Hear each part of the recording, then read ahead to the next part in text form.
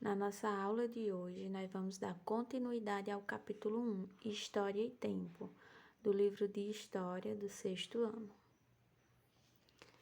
A gente vai ver aqui a questão do tempo cronológico e o tempo histórico. Então, o tempo cronológico ele é definido como o tempo onde se desenrolam as atividades humanas. Exemplos é o nascimento, o crescimento e a escola e a festas. Então, é o nosso tempo, né? O tempo que a gente está vivenciando as coisas. Já o tempo histórico, ele se refere a acontecimentos que marcaram um povo ou uma nação, ou às vezes até a humanidade.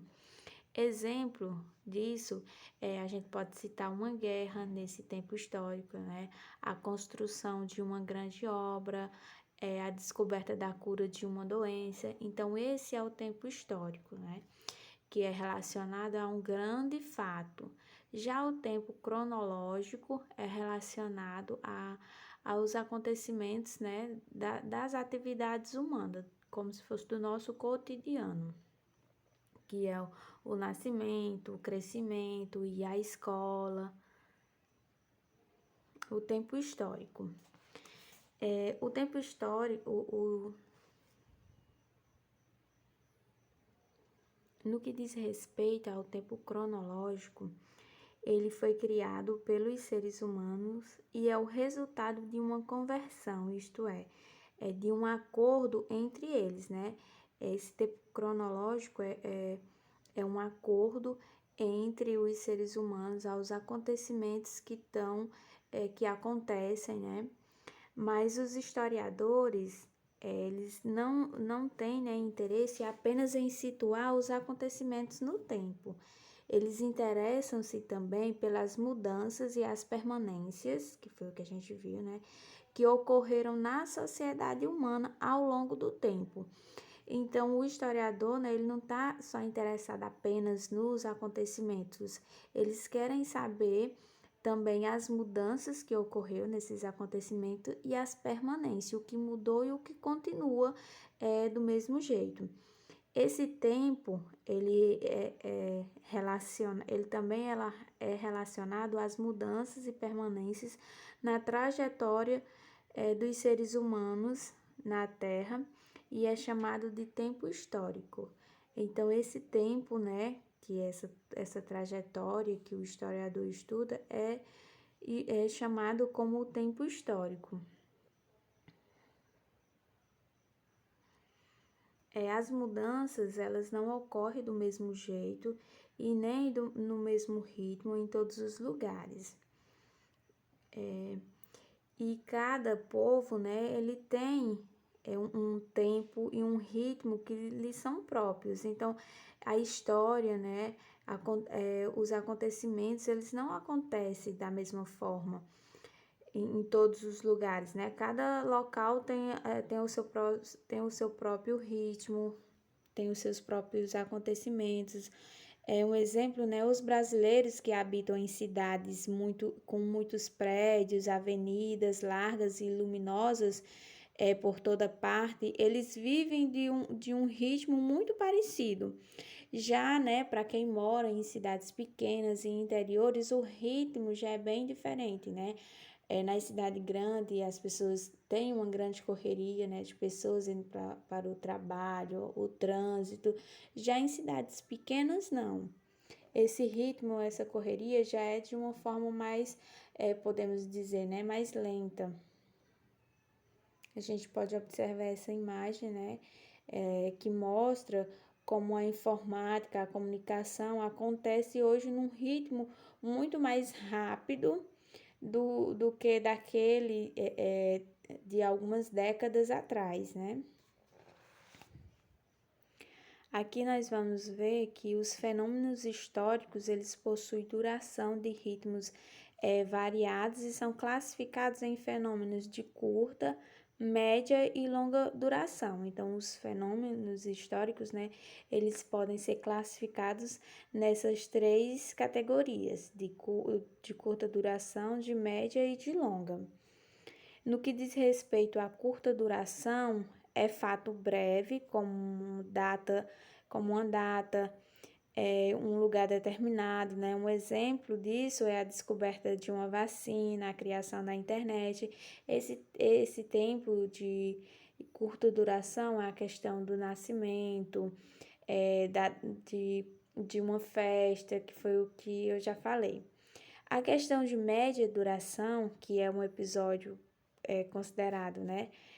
Como a Revolução Francesa, o regime militar aqui no Brasil, que esses fenômenos eles são chamados de conjunturais, pois eles resultam de flutuações no interior de uma estrutura. São acontecimentos que já teve um período de tempo maior, né? Questão de anos. Já o de longa duração é fenômeno como o cristianismo ocidental, o capitalismo, que tais fenômenos são chamados de estruturais, e para compreendê-los é preciso inseri-los na longa duração, que no caso são acontecimentos, né, que duraram muito tempo, né, questão de... Aqui a gente vai ver a questão dos caiabi, que são indígenas do Rio dos Peixes, no norte do Mato Grosso. Esses povos, eles vivem um tempo histórico diferente dos habitantes de cidades brasileiras. O calendário desses povos, né, do Caiabi, a gente percebe que eles organizam sua vida com base nos acontecimentos naturais. Eles seguiam, né, pelo tempo da natureza. Então, aqui a gente pode observar, né, como eles nomeiam os meses do seu calendário, né, e como é essa contagem do tempo para eles. Então, os meses que para a gente é referente a janeiro e fevereiro, né, para eles o mês de janeiro é a cheia dos rios, que é desova dos peixes. Fevereiro seria frutas silvestres. Já no que diz respeito, que para nós é o mês de março e abril, para eles, o mês de março é roçado de mato bruto, que é o tempo, né, que eles vão roçar o mato para fazer suas plantações. O mês de abril já é festa indígena, colheita de arroz, já é tempo de colheita, né, e o tempo das suas festas. Já no que diz respeito ao mês de maio, para eles, a baixada do rio, é quando o rio baixa, né, que também é o período da primavera e Dia das Mães. O mês de junho, que para a gente é junho, para eles é pescaria de linhada e festa junina, colheita também. Tem essas comemorações no mês de junho. Para eles, o mês de julho e agosto, que se refere ao mês de julho, é época de caça de árvores e animais e frutas caseiras. Então, esse mês de julho, né, é um mês de caça para eles. E o de agosto, para eles, é tempo de frutas silvestres, é o tempo, né, dessa colheita de frutas. E já setembro, que para eles é primavera, aliás, né? Setembro para eles é primeira chuva e plantações, então é o período que eles começam as suas plantações. Outubro, para eles é o mês das crianças e a colheita do mel. Já novembro e dezembro, né? Novembro é o desbroto das roças, coleta de castanhas e frutas silvestres.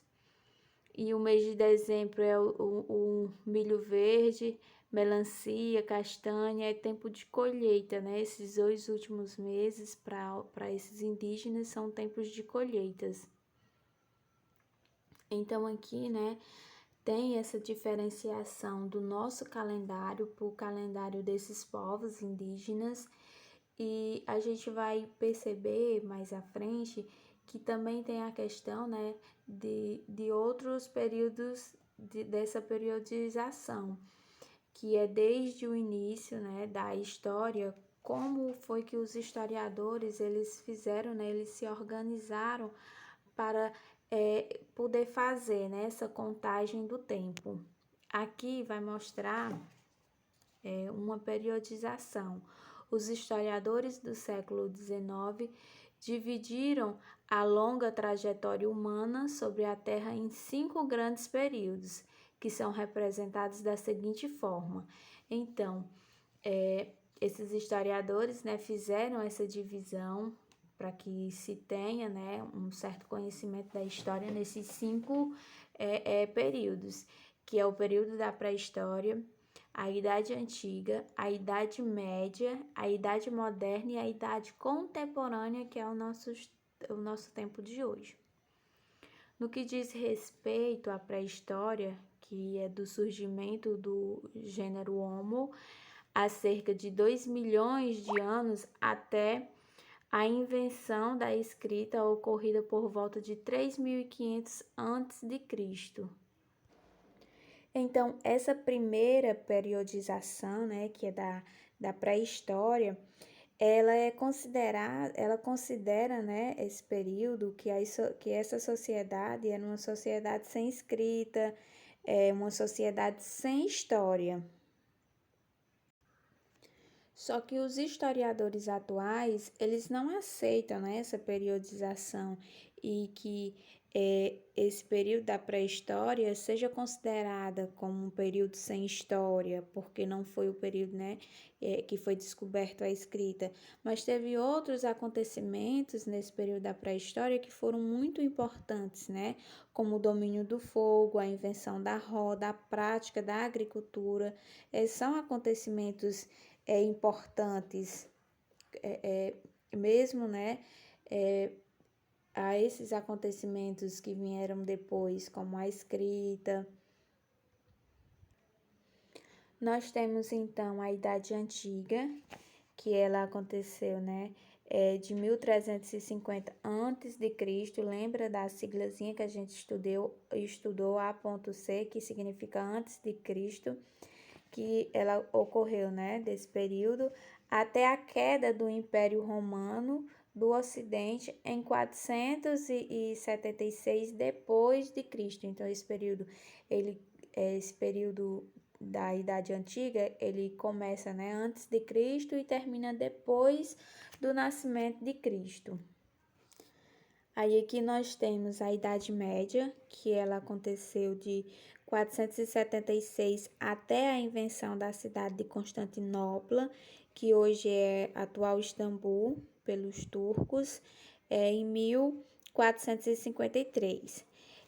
Esse termo Idade Média ele foi inventado por pensadores europeus chamados de humanistas, que eles viviam na segunda metade do século XV, né? E essa ideia essa ideia, né, de Idade Média era dar um nome ao período que fosse intermediário entre o que eles chamavam de Idade Antiga, né, que foi o que a gente viu, e a época em que eles viviam, a qual eles deram o nome de Idade Moderna, né? Então, como eles achavam que já estavam na Idade Moderna, as outras, né, era a Idade Antiga e tinha que ter a intermediária, que no caso seria essa Idade Média.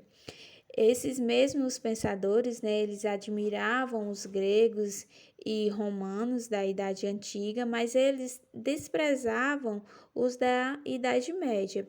E por isso, né, eles chamavam esse período da Idade Média, a gente vai estudar mais na frente, eles começaram, né, a também chamar esse período de Idade das Trevas. Idade das Trevas, porque eles consideravam, né, que tinha sido um período que não tinha tido grandes descobertas, por causa do comportamento dos povos, né? Só que não foi bem assim. Esse período, ele foi uma época também de grandes criações. Teve a criação de universidades nesse período, foi nesse período que foi inventado o óculos, o garfo, as janelas de vidros, né, também começou a ser usada nesse período. Mas eles também acabaram chamando esse período de Idade das Trevas, porque nesse período havia muitas crenças, né? No crenças no Deus e no diabo, no que diz respeito, né, ao surgimento também da peste negra, que foi nesse período. Então, isso também mexeu muito, né, com a mente dessas pessoas. Então, por isso que alguns pesquisadores acabaram chamando esse período de Idade das Trevas. Aqui a gente já tem a Idade Moderna, que aconteceu, né, de 1453 até o início da Revolução Francesa, que foi em 1789. E aqui, por último, nós temos a Idade Contemporânea, que é de 1789 até os dias atuais, né? Que até a nossa atualidade é a contemporaneidade. Então, os criadores, né, dessa periodização, que é a antiga, a média, a moderna e a contemporânea, eles consideravam a fonte escrita como carta, um decreto, um testamento, muito mais importante do que as outras fontes, como uma imagem, um resto de uma escultura, uma pintura em caverna, entre outras. Então, esses historiadores, né, eles só queriam considerar como fonte apenas se fosse uma carta, um decreto, um testamento, apenas isso. Já historiadores mais modernos, né, eles já consideram como fontes, esculturas, pinturas em cavernas, que é apenas, né, através dessas pinturas em cavernas que esses historiadores conseguiram descobrir um pouco das vivências dos pré-históricos, já que eles não sabiam, ainda não dominavam a técnica da escrita. Então, para os historiadores atuais, as fontes não escritas, como fotografias, pinturas, restos de moradias, entrevistas, são tão importantes quanto as escrituras para o conhecimento da história. Então, hoje, né, a gente já pode ver que também são consideradas fontes históricas, né, fotografias, pinturas, algum relato oral, tudo isso é considerado fonte para que se tenha, né, uma melhor compreensão da história.